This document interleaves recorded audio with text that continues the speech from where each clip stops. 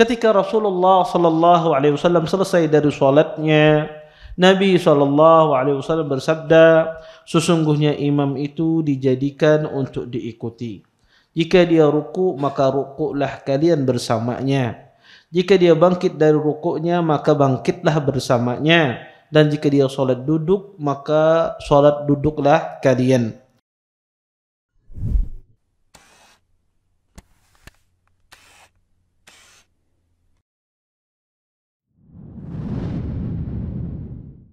Assalamualaikum warahmatullahi wabarakatuh. Innal hamdalillah nahmaduhu wa nasta'inuhu wa nastaghfiruh wa na'udzu billahi min shururi anfusina wa min sayyiati a'malina. May yahdihillahu fala mudilla lahu wa may yudlil fala hadiya lahu. Asyhadu an la ilaha illallah wahdahu la syarika lahu wa asyhadu anna Muhammadan abduhu wa rasuluh.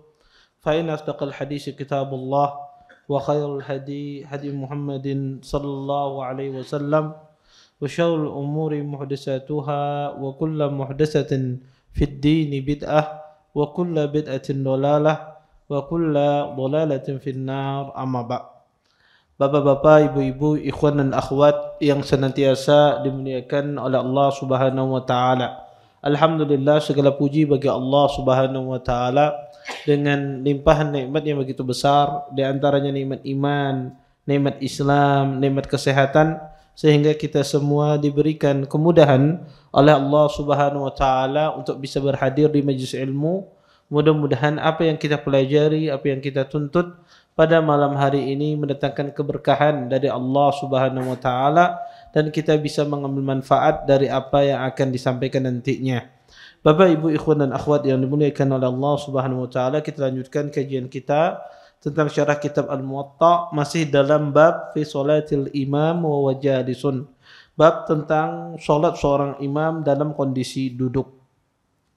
Berkata Imam Malik rahimahullahu taala, an Hisham ibn Urwah an abihi an Aisyah radhiyallahu taala أنها قالت صلى رسول الله صلى الله عليه وسلم في بيته وهو شاك فصلى جالسا وصلى وراءه قوم قياما فأشار إليهم أن اجلسوا فلما انصرف رسول الله صلى الله عليه وسلم قال إنما جعل الإمام ليؤتم به فإذا ركع فاركعوا وإذا رفع فارفعوا وَإِذَا صَلَّى جَالِسًا فَصَلُّوا جُلُوسًا.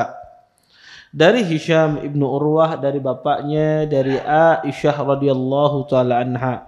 Beliau berkata, sesungguhnya Rasulullah sallallahu alaihi wasallam beliau salat di rumahnya dan beliau dalam kondisi susah, dalam kondisi sakit. Fa shalla jalisan, maka Nabi pun salat dalam kondisi duduk. Kemudian salat di belakang beliau para sahabat dengan berdiri. Fa asyara ilaihim, kemudian Nabi memberikan isyarat kepada para sahabat agar mereka duduk. Ketika Rasulullah sallallahu alaihi wasallam selesai dari salatnya, Nabi sallallahu alaihi wasallam bersabda, sesungguhnya imam itu dijadikan untuk diikuti. Jika dia ruku, maka rukuklah kalian bersamanya. Jika dia bangkit dari rukuknya, maka bangkitlah bersamanya. Dan jika dia salat duduk, maka salat duduklah kalian. Bapak, Ibu, ikhwan dan akhwat yang dimuliakan oleh Allah Subhanahu wa taala, hadis ini hadis yang sahih. Hadis ini menjelaskan peristiwa di detik-detik akhir hayat Nabi sallallahu alaihi wasallam, bahwasanya Nabi sallallahu alaihi wasallam di akhir kehidupan beliau, Nabi tidak bisa mengimami salat karena sakit yang beliau derita. Dan dijelaskan oleh para ulama, sebab sakitnya Nabi SAW itu disebabkan akibat racun yang dimakan oleh Nabi yang dihidangkan oleh wanita Yahudiyah. Ketika menghidangkan paha kambing, dan itu adalah makanan yang paling disukai oleh Nabi SAW. Maka sahabat yang memakan seketika meninggal, kecuali Rasulullah sallallahu alaihi wasallam. Makanya ketika Nabi sakit, ini la ajidul akalah. Kata Nabi, saya masih mendapati racun tersebut yang dulu saya makan dengan yang dikasihkan oleh wanita Yahudi ini, dan ini menunjukkan bagaimana betapa besar permusuhan orang Yahudi ya kepada kaum muslimin. Kemudian Bapak Ibu ikhwan dan akhwat yang dimuliakan oleh Allah Subhanahu wa taala, di sini Aisyah menjelaskan bahwasanya Rasulullah sallallahu alaihi wasallam beliau salat dalam kondisi duduk, dan Nabi menyuruh para sahabat untuk mengikuti beliau. Oleh karenanya para ulama rahimallahu taala sepakat bahwasanya berdiri di waktu salat wajib itu hukumnya rukun di dalam salat. Allah Subhanahu wa taala berfirman dalam Al-Qur'an, "Wa qumu lillahi qanitin." Berdirilah kalian dalam kondisi khusyuk untuk salat kepada Allah Subhanahu wa taala. Dan ulama sepakat bahwasanya imam yang ajiz ya tidak bisa berdiri itu tidak boleh menjadi imam kalau seandainya dia bukan imam rawatib. Kalau dia bukan imam rawatib, maka tidak boleh ada seorang imam yang duduk mengimami makmum di belakangnya berdiri. Tetapi para ulama rahimahullahu taala berselisih tentang perihal bahwasanya yang salat menjadi imam itu adalah imam rawatib. Apakah boleh dia salatnya duduk? Kalau dia boleh salatnya duduk, bagaimana salat makmum di belakangnya? Ada beberapa pendapat dalam masalah ini. Pendapat yang pertama mengatakan bahwasanya kalau seandainya imam itu memulai salatnya duduk, maka mengharuskan makmum yang salat di belakangnya pun juga duduk. Jadi kalau imam itu memulai salatnya duduk, maka mengharuskan makmum yang salat di belakangnya pun juga duduk. Dan ini adalah pendapat madhab Zahiriyah, pendapat Ibnu Hazm. Kemudian, dan ini riwayat dari Imam Ahmad, dan ini pendapat yang dipegang oleh Syekh Utsaimin rahimahullahu taala. Apa dalil mereka? Pertama, mereka berdalil dengan hadis ini. Kata Nabi sallallahu alaihi wasallam, "Wa idza shalla jalisan fa sallu julusa." Kata Nabi, jika imam itu salat duduk, maka salat duduklah kalian. Maka ya, al-asal fil amr yufidul wujub.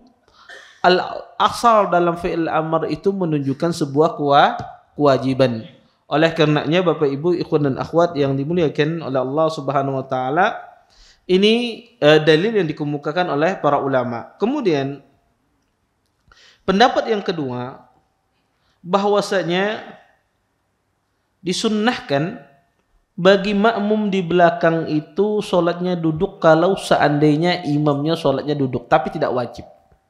Artinya boleh dia sholatnya duduk, boleh sholatnya berdiri. Dan ini pendapat yang dikemukakan ya oleh ya madhab Imam Ahmad, riwayat dari Imam Ahmad. Adapun dalil dari kemudian pendapat yang ketiga adalah mereka mengatakan wajib sholat di belakang imam yang duduk itu berdiri.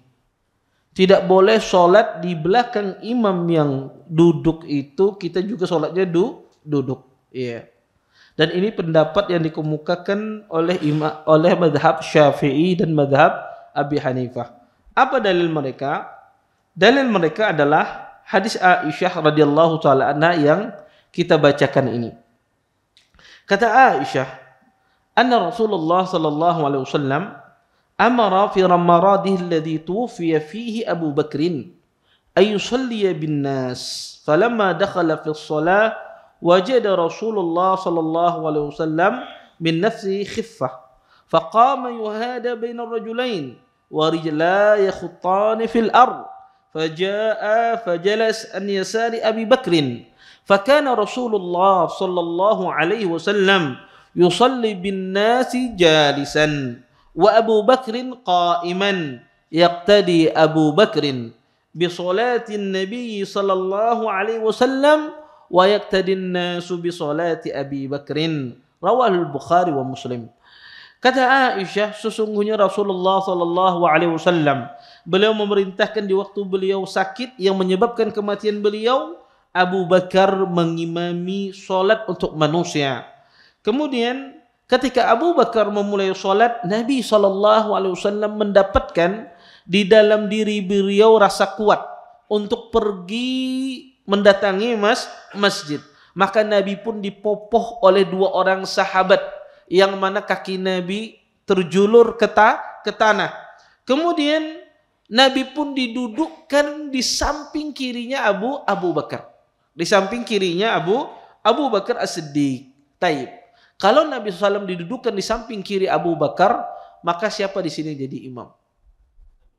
Nabi SAW. Karena makmum itu berada di sebelah kanan imam. Nabi SAW didudukkan di samping kirinya Abu Bakar. Fakana Rasulullah yusalli bin nasi jalisa. Nabi SAW sholat dalam kondisi duduk. Abu Bakar sholat dalam kondisi berdiri dan para sahabat mengikuti sholatnya Abu Bakar. Berdasarkan hadis ini, madhab Abu Hanifah dan madhab Syafi'i mengatakan sholat di belakang imam duduk itu berdiri. Kenapa? Karena sahabat berdiri ketika Nabi menjadi imam. Nabi sholatnya dalam kondisi duduk. Oleh karena itu mereka berdalil dengan masalah ini. Tetapi pertama, permasalahan yang menjadi imam di dalam sholat ketika Nabi mau meninggal tersebut, ini permasalahan yang kompleks, sangat luar biasa. Kenapa? Karena banyak sekali hadis-hadis datang dalam masalah ini yang menjelaskan bahwasanya yang jadi imam itu adalah Nabi. Sebagian riwayat yang menjelaskan yang jadi imam itu adalah Abu Bakar Siddiq radhiyallahu taala anhu, dan riwayat ini sangat banyak dijelaskan oleh Hafidz dalam kitab Fathul Bari. Riwayat yang begitu banyak yang menjelaskan siapa yang jadi imam pada saat tersebut. Sampai-sampai Hafidz Ibnu Hajar menceritakan kekacauan yang luar biasa pada saat itu terjadi salat. Karena sahabat tidak pernah diimami kecuali Nabi di Masjid Nabawi. Tidak pernah jadi imam kecuali Nabi SAW. Ketika Nabi sakit, Nabi memerintahkan Abu Bakar. Makanya ketika Abu Bakar disuruh oleh Nabi menjadi imam, maka Aisyah datang kepada Nabi menyuruh jangan Abu Bakar.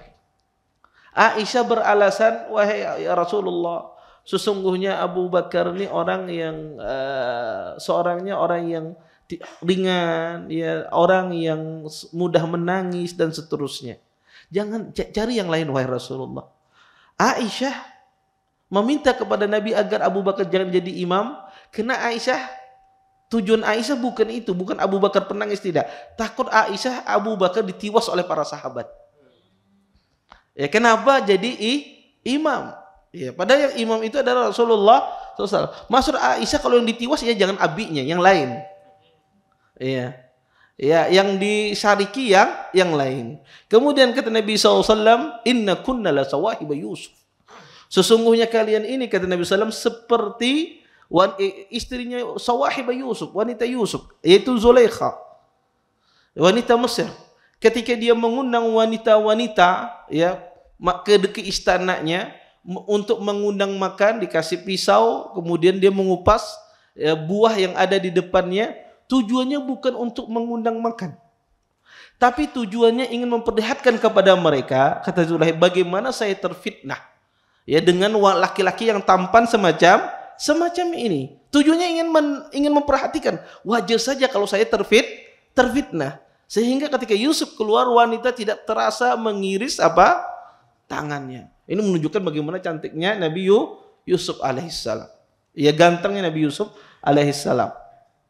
Maka kata Nabi, perbuatan engkau sama seperti perbuatan Sawahibah Yusuf, memiliki maksud yang apa yang diucapkan tapi tujuannya berbeda. Kemudian kata Nabi, tetap Abu Bakar jadi imam. Maka ketika Abu Bakar jadi imam, sholat dalam kondisi normal. Tapi ketika datang Nabi, maka sebagian sahabat ada yang memukul pahanya, mengisyaratkan agar Abu Bakar mundur. Karena Nabi dipopoh, dibawa ke dalam sholat. Ada sebagian sahabat, kata Hafidz, bersiul ya untuk mengasih tahu agar Abu Bakar mundur karena Nabi SAW, bagaimana Nabi sholat di belakang Abu Bakar Siddiq radhiyallahu taala anhu. Sehingga pada saat itu Nabi ditaruh di samping kiri dalam sebagian riwayat. Maka di sini yang jadi imam adalah Nabi SAW. Wallahu a'lam. Yang rajih dalam masalah ini adalah asalnya pertama jadi imam adalah Abu Bakar. Pertama kali jadi imam adalah Abu Bakar Siddiq radhiyallahu taala anhu. Kemudian di tengah sholat berubah menjadi imam itu adalah Nabi SAW. Apakah itu boleh di dalam sholat? Boleh. Karena imam rawatib berhak dia menjadi imam, mengusir imam yang mengambil tempatnya, boleh. Maka kalau di sini misalnya ada orang menjadi imam, imam rawatibnya terlambat. Kemudian ada di sini ya orang datang bertakbir Allahu Akbar. Baru dia membaca Al-Fatihah, datang imam rawatibnya. Imam rawatibnya kada terima, tempatnya diambil. Akhirnya nyuruh mundur sana, harus mundur. Ya, haknya dia. Ya, dia yang melanjutkan sholat. Maka kata para ulama, imam rawatib memiliki hak di dalam sholat. Ya. Maka di sini yang jadi imam pertama kali Abu Bakar, kemudian datang Nabi SAW, maka barulah Nabi yang menjadi imam. Kata para ulama, pendalilan Syafi'iyah ini kurang tepat. Kenapa? Karena yang kita permasalahkan adalah kalau awal sholatnya duduk. Sedangkan sahabat, kenapa mereka berdiri? Karena awal sholat mereka berdiri bukan duduk. Maka kata para ulama, kalau awal sholatnya berdiri, tetap berdiri. Tapi kalau awal sholatnya dimulai dengan duduk, maka duduklah di sini. Makanya kata para ulama, kalau ada imam sholat berdiri, kemudian kena penyakit stroke misalnya, nggak bisa dia berdiri, di tengah-tengah sholat dia langsung duduk, makmum di belakangnya apakah duduk? Tidak. Makmum di belakangnya tetap dia dalam kondisi berdiri. Tetapi kalau imam itu memulai sholat diawali dengan kondisi duduk, maka makmum di belakangnya harus sholatnya duduk. Kemudian Bapak Ibu ikhwan dan akhwat yang dimuliakan oleh Allah Subhanahu wa taala, di dalam hadis ini Nabi SAW mengatakan, innama ju'ilal imamu liyutamma bihi. Kata Nabi SAW, sesungguhnya imam itu dijadikan untuk diikuti.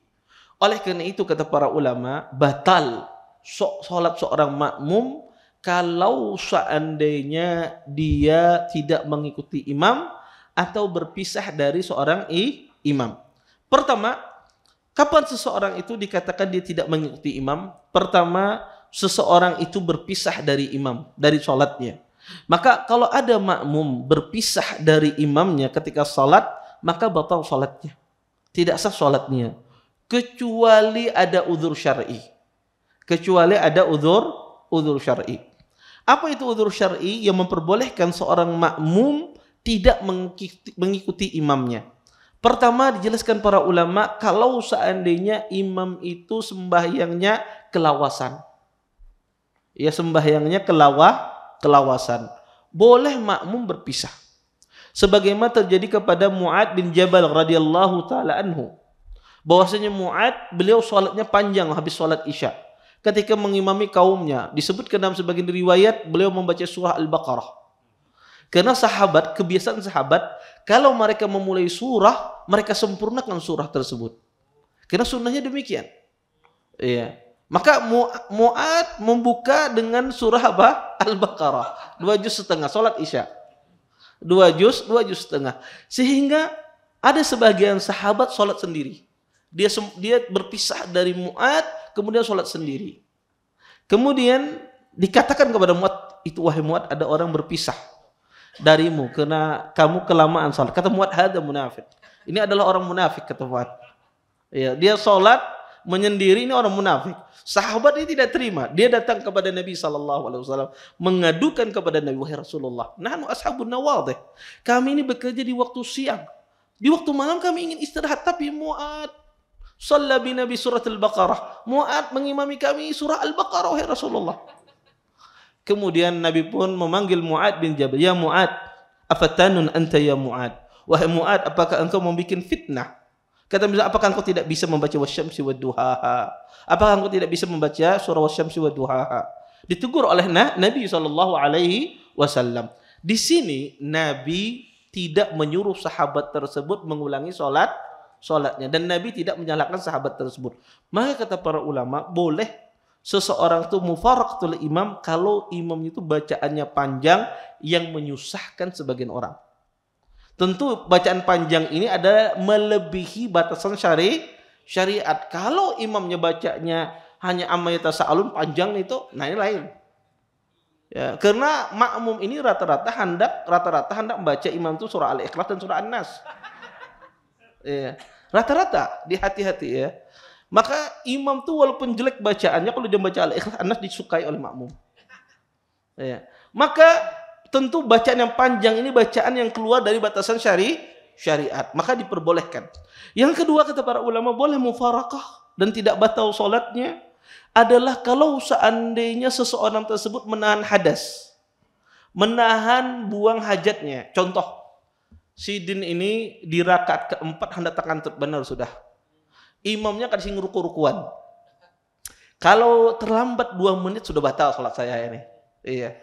Akhirnya kalau dia batal susah dia untuk sholat kembali.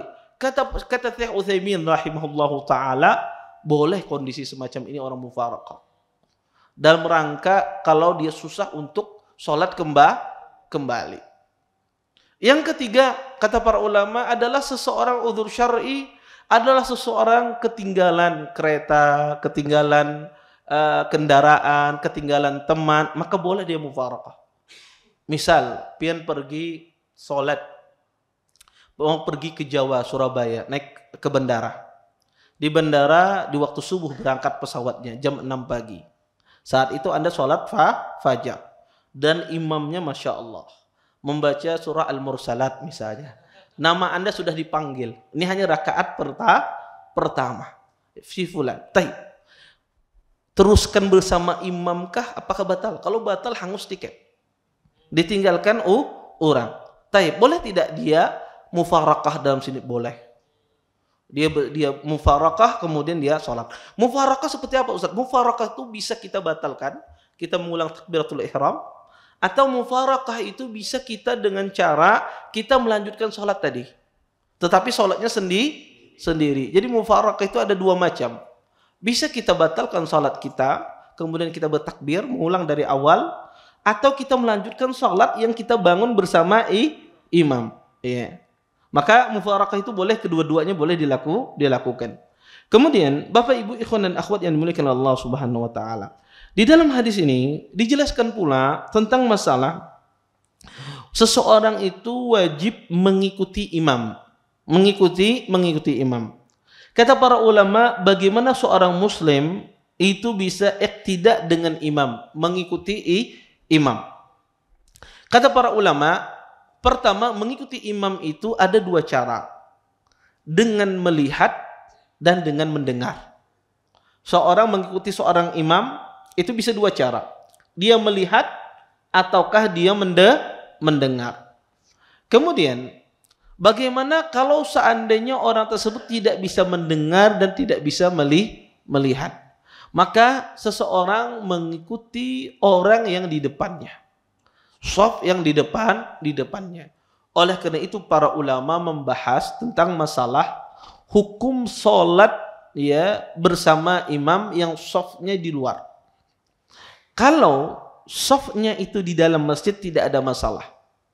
Kalau ada orang sholat shafnya di dalam masjid walaupun kada beraturan, maka itu tidak mengapa. Ya, kalau seandainya ada seseorang ya sholat di sini, di saf awal misalnya, sholat. Di saf keduanya kosong. Di saf kelima diisi lagi. Sah tidak sholat di saf kelima itu, saf 2, 3, 4-nya kosong. Sah tidak? Sah. Selama di dalam masjid, tidak ada masalah. Di dalam masjid tidak pengaruh. Saf itu walaupun jaraknya jauh. Tidak pengaruh. Tapi itu menjadi sunnah. Tapi kita berbicara dari sisi sah atau tidaknya. Maka tidak pengaruh dalam masjid nih. Ada orang sembahyang di sini kemudian dibuncuk sana 4 ikung sengaja encak ke-7 dibuncuk misalnya. Iya. Kadang mau sah tidak sholat orang dibuncuk itu? Sah. Kalau itu di dalam masjid. Maka di dalam masjid tidak pengaruh. Bersambungnya shaf itu tidak pengaruh. Tetapi itu menyelisih sunnah kalau seandainya tidak bersambung. Tapi masalah sah atau tidaknya sah sholatnya. Selama dia tidak sendirian di shaf. Yang jadi masalah adalah sholat di luar masjid. Sholat di luar masjid.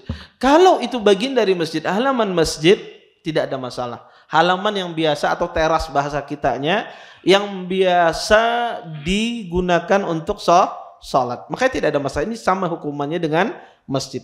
Yang jadi masalah adalah seseorang sholat di tempat semacam parkiran sepeda motor, ya, atau parkiran mobil.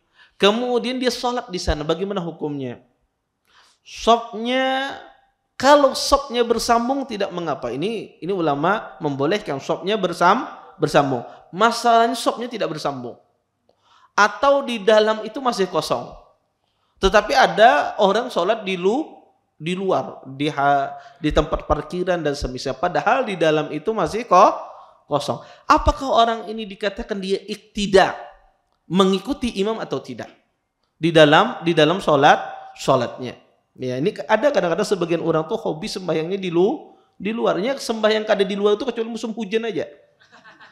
Kalau musim napa aja dia pasti sembahyangnya di luar ada. Saya pernah lihat orang itu masjid kosong tetap aja sembahyang di luar. Masjid kosong di dalam. Hobi berpanas ada sebagian orang itu. Kemudian apa hukum orang-orang yang sholat semacam ini? Dia sholat di luar padahal memungkinkan dia untuk masuk masjid. Tapi dia bangun shop dan bukan bagian dari masjid. Ini ada khilaf di kalangan para ulama, khilaf yang syadid di kalangan para ulama tentang masalah ini.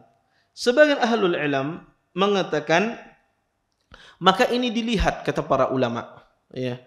Hal itu ada pembatasan atau tidak ada pembatas. Karena ada sebagian masjid itu los, tidak ada dindingnya sampai ke tanah tersebut. Ada sebagian masjid demikian los. Ada sebagian masjid yang dibatasi dengan dinding dan pintu semacam ini. Para ulama mengatakan bahwasanya kalau di dalam masjid tersebut dibatasi dengan dinding dan semisalnya, maka di sini ada beberapa pendapat di kalangan para ulama. Pendapat pertama adalah kata para ulama sholatnya sahih. Ya, jika seandainya dia melihat imam atau dia bisa melihat akhir shaf di dalam sholat, atau dia mendengar suara imam, kata mereka sholatnya sahih. Pendapat ini dikemukakan oleh Imam Malik dan riwayat dari Imam Ahmad. Mereka berdalil dengan hadis Aisyah. Kata Aisyah radhiyallahu taala anha, beliau mengatakan, "Kana an-nabiyyu sallallahu alaihi wasallam yusalli min al-lail fi hujratihi." Kata Aisyah, Nabi SAW pernah sholat malam di kamar beliau. Wa jidaru hujrah qasir. Kata Aisyah radhiyallahu taala anha, sesungguhnya pada saat itu dinding kamar itu pendek.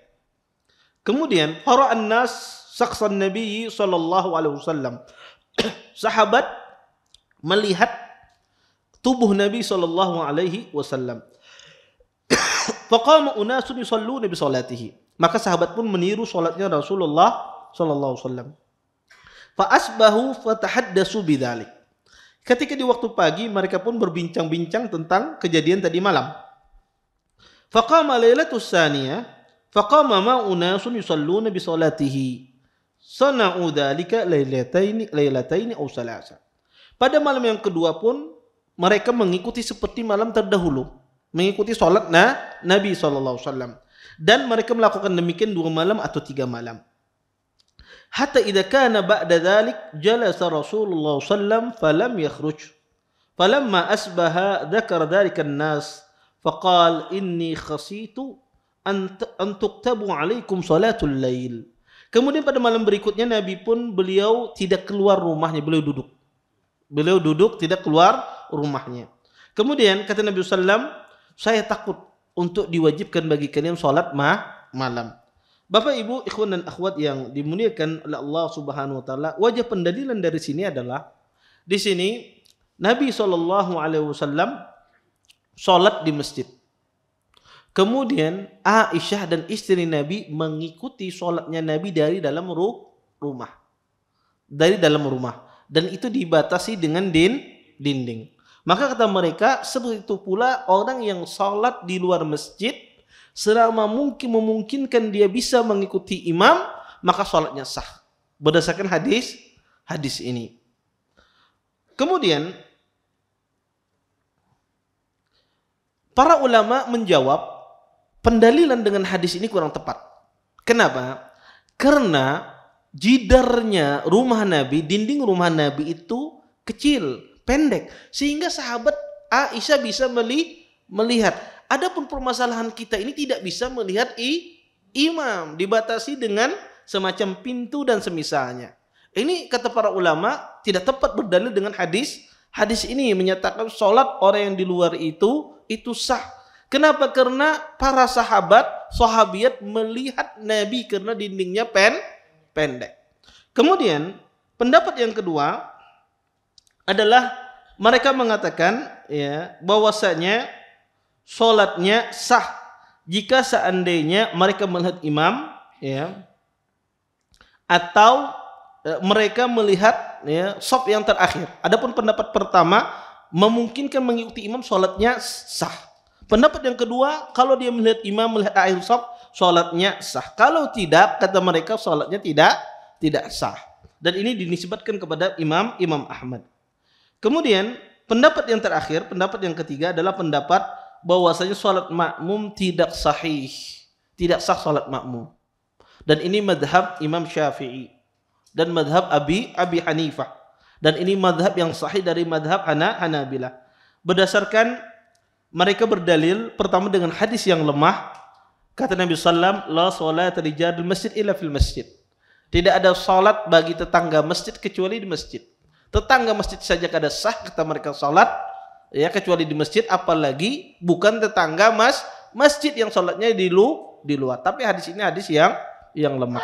Yang kedua, mereka berdalil dengan dalil akal. Kata mereka, yang dimaksudkan mengikuti imam itu kalau berada di satu tempat. Kalau berbeda tempat, maka tidak mungkin bisa mengikuti seorang imam. Ya, walaupun ada sarana zaman sekarang yang canggih memungkinkan kita bisa mengikuti imam, tapi yang dimaksudkan mengikuti imam itu adalah ketika dia berada di satu tempat. Adapun di luar masjid, kemudian terpisah dengan dinding, dan masjidnya masih kosong, maka kata mereka ini tidak dikatakan dia mengikuti imam. Oleh karena itu mereka berdalih orang yang sholat di hotel biasanya, kalau di Masjidil Haram, ada sebagian orang kadang kalau di bintang 5 dia sholat di musalla hotel mengikuti Masjidil Haram. Sebagian ahli ilmu mengatakan tidak sah sholatnya. Kalau seandainya masih bisa dia pergi ke Masjidil Haram, masih ada yang kosong di sana. Lain halnya penuh. Ya, ini lain.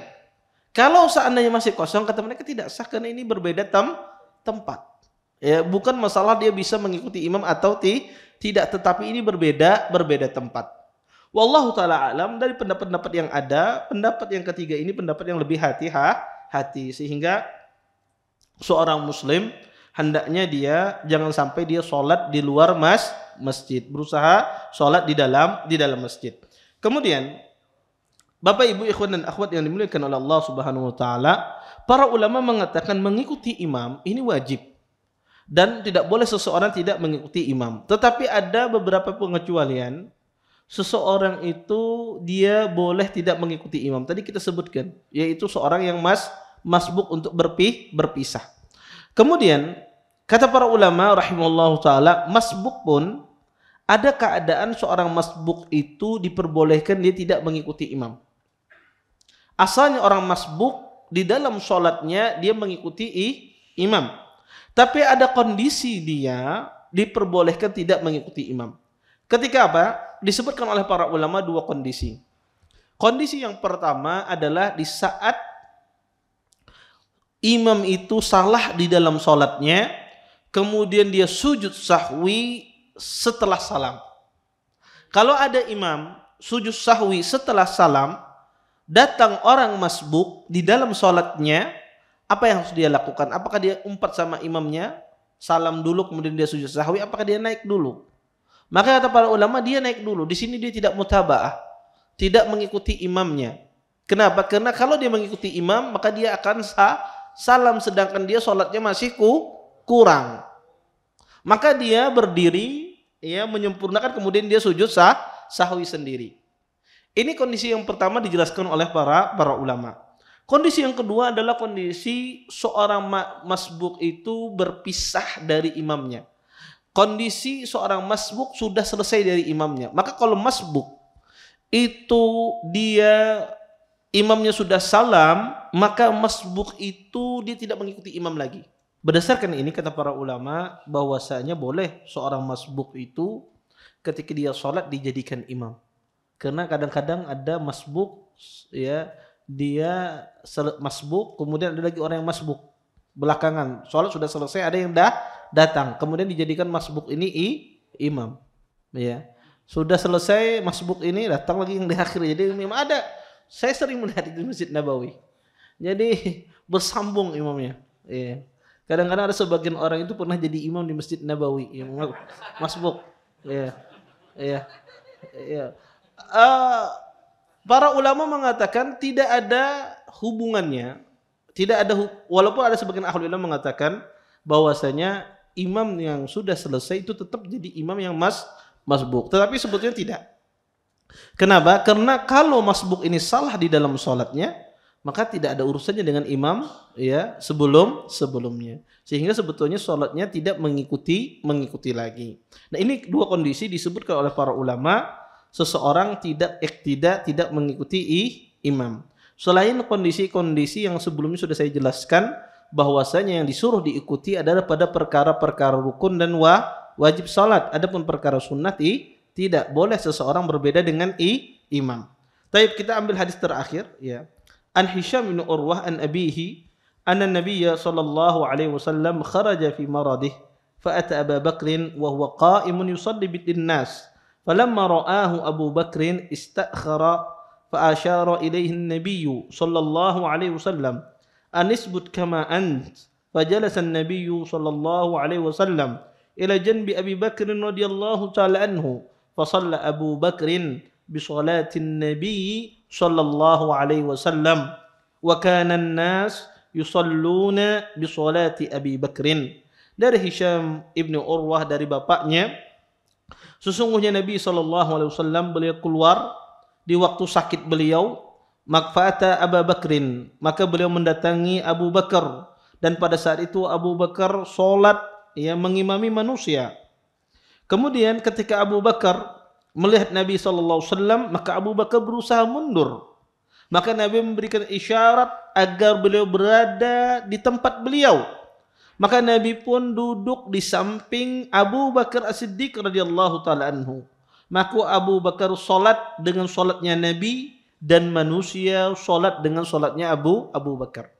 Hadis ini juga menguatkan tentang hadis sebelumnya bahwasanya yang jadi imam di sini adalah Nabi. Kenapa? Karena Abu Bakar salat dengan salat Nabi, artinya mengikuti salatnya Nabi SAW, dan para sahabat mengikuti salatnya Abu Bakar. Sehingga Nabi sholatnya duduk, Abu Bakar sholatnya berdiri, dan para sahabat pun sholatnya berdiri. Karena asalnya mereka memulai sholat dalam kondisi berdiri. Wallahu ta'ala alam. Mungkin ini yang bisa ulun sampaikan pada pertemuan kali ini. Mudah-mudahan bermanfaat. Kalau ada yang bertanya silahkan. Kalau tidak ada kita tutup. Okay. Ya, silahkan.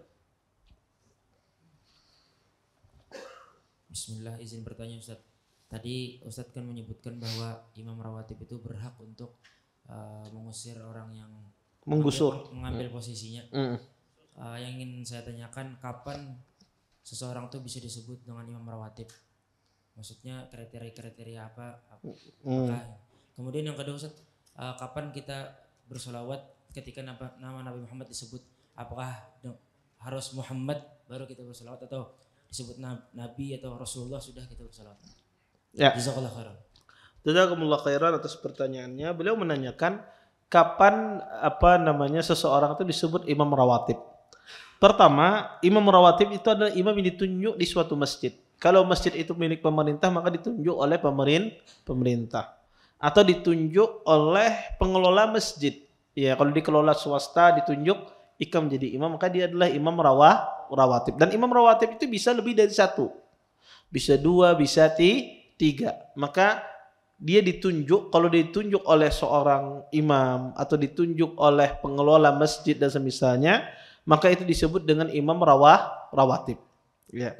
Kemudian yang kedua adalah kapan seseorang itu berselawat kepada Nabi SAW? Apakah disebut nama Nabi Muhammad misalnya, atau nama Rasulullah sudah berselawat? Iya. Setiap disebut sifat Nabi, nama Nabi, gelar Nabi, disunahkan kita berselawat. Disebut nama Nabi Muhammad, berselawat kita. Disebut nama Nabiyil Ummiyin misalnya, disuruh kita berselawat. Sesuatu yang berkaitan dengan Rasulullah kita berselawat. Ya. Tidak harus kita harus langsung mendengar namanya Muhammad, tidak harus. Ketika disebut sallallahu alaihi wasallam Rasulullah, maka kita berselawat ya ketika nama itu disebut. Wallahu a'lam. Taib, ada yang lain? Ketika kita masbuk mengikuti, misalnya sudah selesai salat, terutama pada saat safar, itu kalau tidak ada tanda, Ustadz, yang kami alami, kalau tidak ada tanda, itu yang diikuti itu dia tidak tahu bahwa ada mamun di belakangnya. Jadi kadang-kadang laju, ya kami. Terus itu apakah boleh kita beri tanda itu, Ustadz? Terus yang kedua, kami pernah membaca hadis, itu dilarang menghususkan tempat tertentu di masjid. Misalnya kita cepat datang ke masjid, tapi kita ambil pojok kanan terus kah atau kiri terus. Hadisnya itu seperti unta mendengkur di tempat itu terus. Apa sahih hadis ini, Ustaz? Kami baca kami banyak membaca hadis itu di majalah Sunnah. Terus yang berikut, salat yang berdua saja antara pria dan wanita yang bukan mahram. Apa sah salatnya ini seperti berhalwat? Sering kami dulu salat apa musola atau ruangan tertentu ada wanita ikut di belakang. Apa sah salatnya, Ustaz? Ya, di satu tempat ya. Tidak ada orang lain, hanya berdua aja, Ustaz. Ya, jazakumullah khair atas pertanyaannya. Pertama tentang masalah orang masbuk, dia tidak tahu imam itu kalau tidak diberi tanda gitu ya. Bagaimana kita mengasih tahu seorang yang jadi imam? Maka kita sholat di sampingnya, kita keraskan Allahu Akbar. Kalau dia tidak paham, misalnya di sampingnya ini berjamaah, dia hal kebiasaannya ditepuk, Ustaz, kan apa ditepuk, tapi jangan gencang. Ya, maka tepuk saja, ya, tidak ada masalah. Kalau seandainya dia tidak pahamnya kecuali dengan digawil, tidak ada masalah. Itu ada maslahat di dalam hal tersebut. Maka diperbuat. Tapi pada asalnya seseorang dia tidak perlu melakukan demikian. Tapi ini kalau orang yang tidak paham, maka tidak mengapa, ya, untuk maslahat. Kalau tidak, akan terjadi taktil di dalam sholat, terjadi mudarat. Pas sujud bingung sudah berangkatkah belum kah? Akhirnya menengok dulu, belum, pada jadi. Ya. Maka akan terjadi kerancuan di dalam sholat. Maka tidak ada masalah dia menepuk kalau ada hajah. Kalau tidak ada hajah tidak perlu sebetulnya. Kemudian yang kedua, sholat mengkhususkan tempat tertentu di dalam sholat. Disebutkan di dalam sebuah hadis, ya, hadis Abdurrahman ibn Shibl, Nabi melarang ayyuwattinur rajul al-makan fil masjid kama yuwattinul ba'ir, kata Nabi sallallahu. Nabi sallallahu melarang seorang laki-laki mengkhususkan tempat di masjid sebagaimana unta, ya, mengkhususkan tempat tersebut, ya. Para ulama menjelaskan, ya, bahwasanya kenapa hal tersebut dilarang, ya. Kata para ulama itu bisa membawa kepada riya, bisa membawa kepada sum'ah, ya, bisa membawa kepada kesombongan. Kenapa? Karena itu bisa jadi, itu tempatnya sidin, sudah aku lagi diambil, ya. Ya, akhirnya bisa membawa itu ke tempat ke masalah riya, takabur, sombong dan seterusnya. Maka Islam melarang demikian dan ini dimakruhkan. Maka seseorang sekali-kali, ya, dia berusaha untuk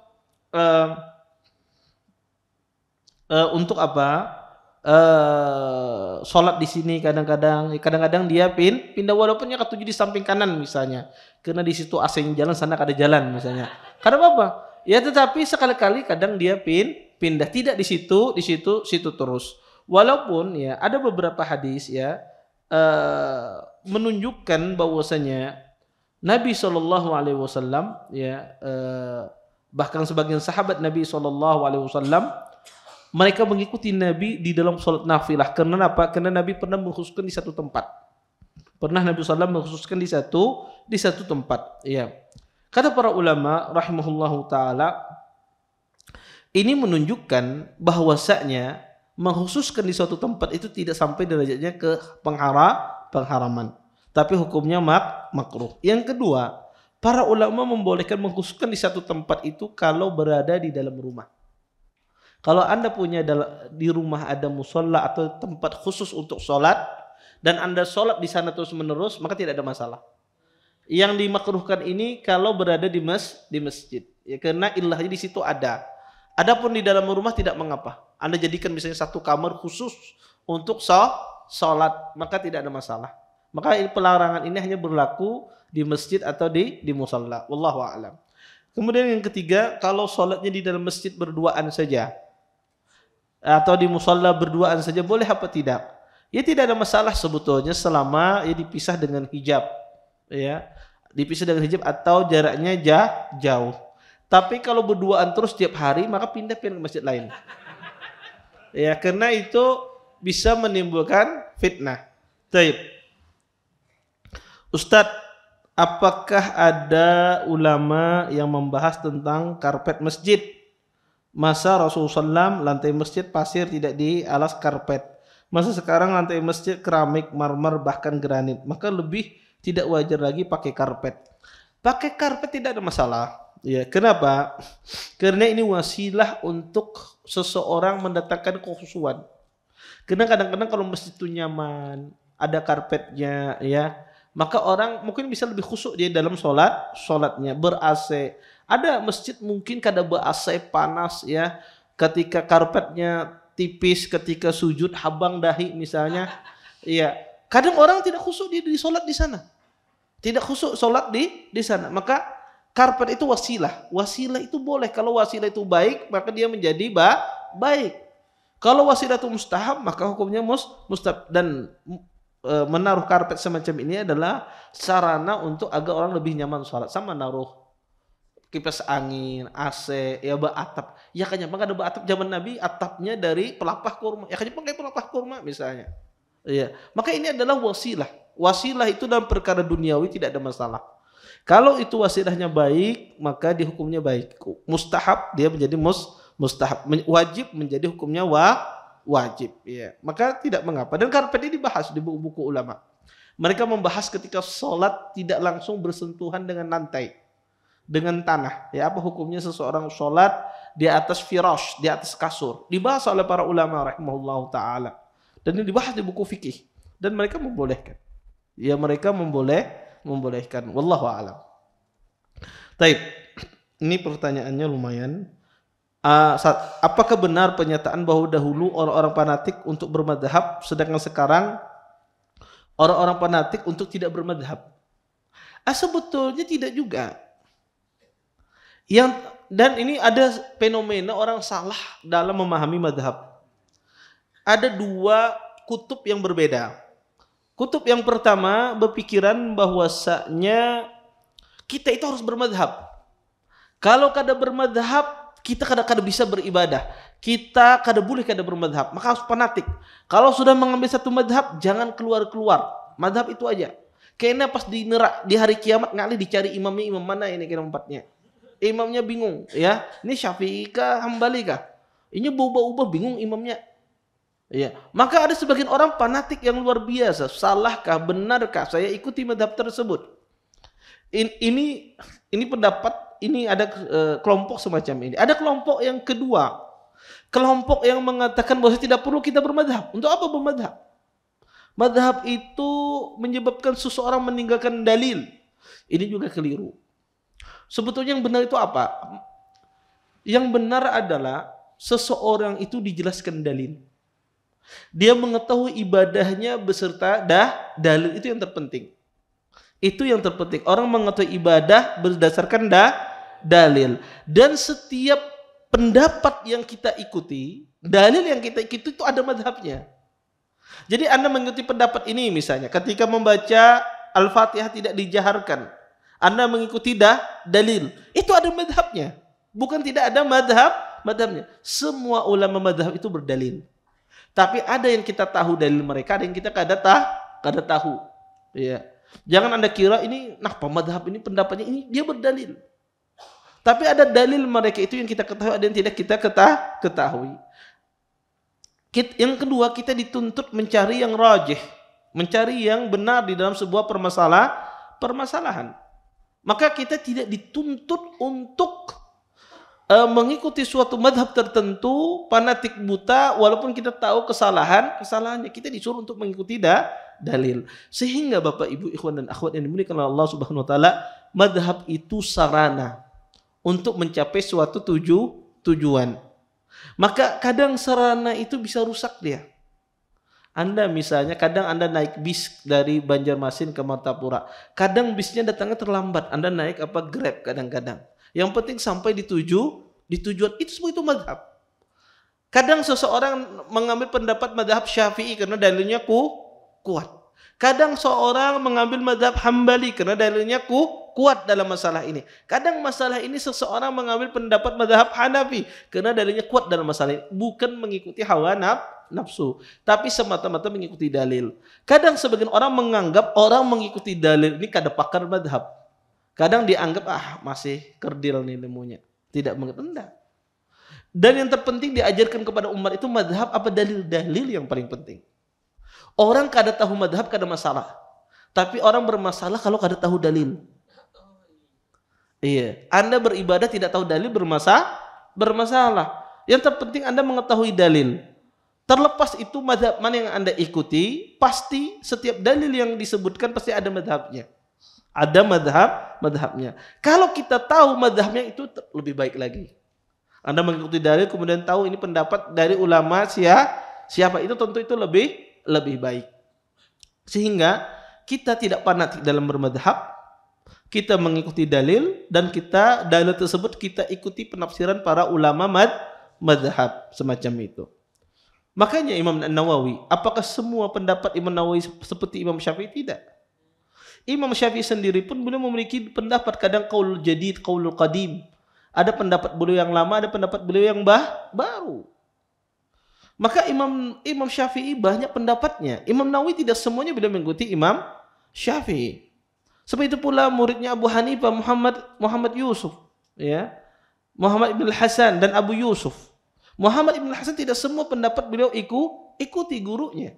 Ada permasalahan yang beliau selisihi. Baik. Assalamualaikum, izin bertanya untuk kajian malam ini. Jika kita sedang salat berjamaah lalu kita berada di shaf pertama. Pada saat sholat kita kentut atau batal dalam sholat, ingin mengulang sholat, tapi dikarenakan kita berada di shaf pertama, apakah tidak apa-apa bila kita melewati orang yang shaf di belakang? Tidak ada masalah. Anda melewati orang shaf di belakang Anda tidak masalah. Dan yang di belakang jangan dihalangi, kada boleh. Orang kalau mau batal kasih jalan. Ada sebagian itu saya pernah lihat itu ditutup jalannya. Karena kalau orang lewat. Iya. Maka kalau ada orang lewat kasih jalan. Anda kasih kaki biar dia bisa keluar. Assalamualaikum Ustadz, izin bertanya. Berdoa saat sujud dengan menggunakan bahasa Indonesia apakah dilafalkan atau dalam hati? Berdoa itu asalnya seseorang berusaha berbahasa Arab. Tapi kalau nggak bisa maka tidak mengapa. Apakah dilafalkan? Ya dilafalkan. Kalau di dalam hati tidak dikatakan berdoa. Taib. Assalamualaikum warahmatullahi wabarakatuh. Ustadz, biasa saat asam lambung kambuh kadang setiap saat posisi sujud. Jika imam bacanya lama maka terasa dada panas sampai ingin muntah. Bolehkah ulun mendului imam di setiap gerakan ruku untuk menetralisir? Karena jika mengikuti imam kemungkinan bisa muntah. Tidak boleh. Maka Anda di sini adalah orang yang ma'dzur, orang dikasih uzur untuk tidak salat berjamaah. Kalau seandainya Anda tahu imamnya lama, kemudian Anda di situ bisa muntah, maka Anda di sini orang-orang yang ma'dzur dikasih uzur untuk meninggalkan salat berjamaah. Atau Anda mencari masjid yang imamnya sesuai dengan dengan tubuh Anda, ya. Cari masjid imamnya enggak terlalu lama, maka cari masjid tersebut. Assalamualaikum Ustaz, afwan di luar tema ini tentang hak waris Ustaz. Sebelum dibagikan kepada pewaris, harta itu dari keseluruhan dikeluarkan zakatnya. Zakatnya 1/2%. Yang berhak apa ini? Zakatnya 2,5%. La ilaha illallah. 2,5% yang berhak menerima zakat itu lebih diutamakan siapa Ustaz? Apakah boleh diberikan kepada musola, masjid, panti asuhan? Nah, zakat harta warisan, kalau seorang mendapatkan harta warisan, tidak ada lagi zakat. Tidak ada lagi dikeluarkan zakatnya. Maka kalau ada orang dapat warisan, maka tidak dikeluarkan zakatnya. Maka warisan itu dibagi. Contoh misalnya, dia dapat warisan 1 miliar, ada warisan 1 miliar. Apakah dikeluarkan zakatnya? Tidak, bagi dulu. Bagi dulu, kalau sudah dibagi kepada ahli warisnya, maka uang yang dibagi tersebut dilihat. Kalau bersama ahli waris itu berlalu 1 tahun, mencapai nisab, keluarkan zakatnya. Kalau habis duitnya atau tidak mencapai nisab, tidak ada zakatnya. Dan atau tidak berlalu selama satu tahun. Maka keliru orang dapat warisan, dikeluarkan zakat dari warisan, baru dibagi warisannya, tidak. Tetapi warisan itu dibagi sesuai dengan hukum faraid. Ya. Oleh karena itu, apakah boleh diberikan ke musola, masjid, panti asuhan? Pertama, zakat tidak boleh dikasihkan ke musola, masjid, panti asuhan, tidak.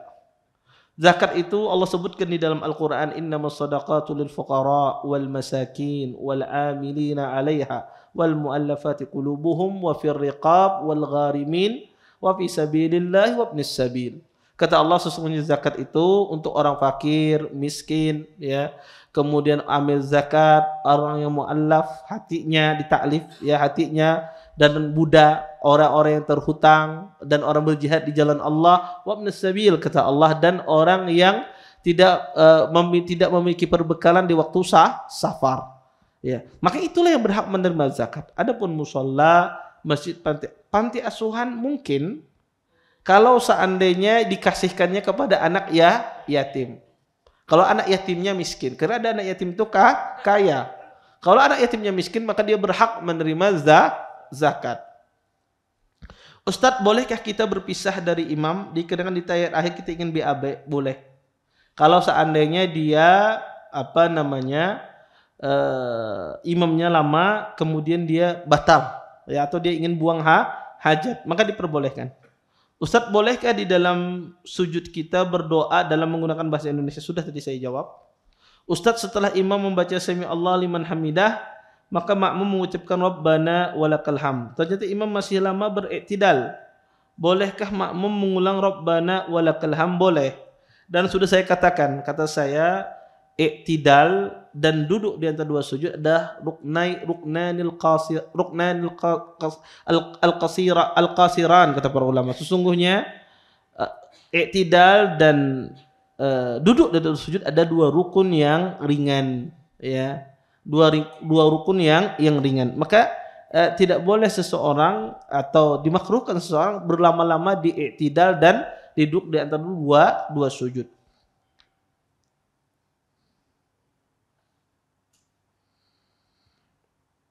Assalamualaikum, izin Ustadz bertanya, bagaimana cara melaksanakan mufaraqah? Apakah tetap di dalam barisan atau keluar dari barisan? Memisahkan diri untuk sholat sendiri. Tadi saya katakan bisa dia membatalkan sholatnya, atau dia masih di dalam barisan, kemudian dia menyempurnakan sholatnya sendiri. Apakah diperbolehkan, misal ada orang yang meninggal pada jam 10 pagi, lalu disolatkan dan dikuburkan pada esok harinya setelah zuhur? Sebetulnya semakin cepat itu semakin baik, ya. Diperbolehkan diakhirkan kalau ada udzur syar'i. Contoh misalnya mungkin pengurusannya belum selesai, ya, di rumah sakit atau semisalnya. Maka kalau tidak ada udzur syar'i, afdhalnya disegerakan. Ya, enggak usah ditunggu lama, ya. Kalau bisa misalnya meninggal jam 10 pagi, zuhurnya langsung dikuburkan. Meninggal habis zuhur kalau bisa asalnya langsung dikuburkan semacam itu. Bismillah, assalamualaikum warahmatullahi wabarakatuh. Afwan Ustaz, izin bertanya. Untuk makmum yang memiliki udzur syar'i, kemudian tidak mengikuti imam, dia melanjutkan salatnya sendiri, apakah dia harus mundur dari salat atau tetap dia diam di tempatnya? Jazakallahu khairan. Tadi sudah saya jawab juga bahwasanya boleh dia berada di tempatnya, boleh juga dia memisahkan ya salat, memulai salat dari awal. Wallahu a'lam. Taib, ada di sini yang bertanya? Tidak ada? Taib, silakan.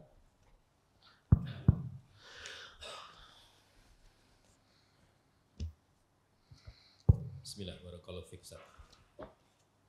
Perihal kriteria bolehnya kriteria seorang makmum itu duduk, Ustaz, seperti apa? Ada dalam sebuah kondisi semisal seseorang itu dia bisa berdiri, namun ketika dia bangkit dari sujud itu yang berat. Nah, apakah dalam hal ini dia harus diwajibkan berdiri ketika baru nanti sujud itu dia harus duduk? Yang pertama itu. Kedua, bagaimana tata cara duduknya itu, Ustaz? Di dalam softnya maksudnya. Apakah itu harus lurus dengan barisan ataukah seperti apa? Ketika seseorang misalnya berdiri, maka kalau berdirinya itu dia menyelisih, misalnya duduknya itu lurus soft, maka dia akan ketika berdiri dia di depan soft. Nah, mohon penjelasan. Jazakallahu khair. Jazakumullah khair atas pertanyaannya. Pertama tentang bagaimana seharusnya makmum itu bisa berdiri di sebagian posisi di dalam sholat, di sebagian posisi dia tidak bisa berdiri di waktu sujud, bangkit dari sujud. Apakah sholatnya duduk dari sejak awal atau seperti apa? Maka orang itu pada asalnya tidak boleh dia duduk. Selama dia berdiri, dia berdiri. Di posisi dia tidak sanggup berdiri, dia duduk. Di posisi dia berdiri, dia harus berdiri. Maka tidak boleh dia misalnya susah untuk misalnya duduk di atas dua sujud. Akhirnya sholatnya langsung berdiri, membawa kursi misalnya. Langsung duduk dia. Tidak boleh. Dia berdiri. Dia mampu untuk berdiri. Kecuali di posisi yang dia tidak sanggup lagi berdiri. Misalnya duduk dan dua sujud. Tidak ada masalah dia duduk. Ya.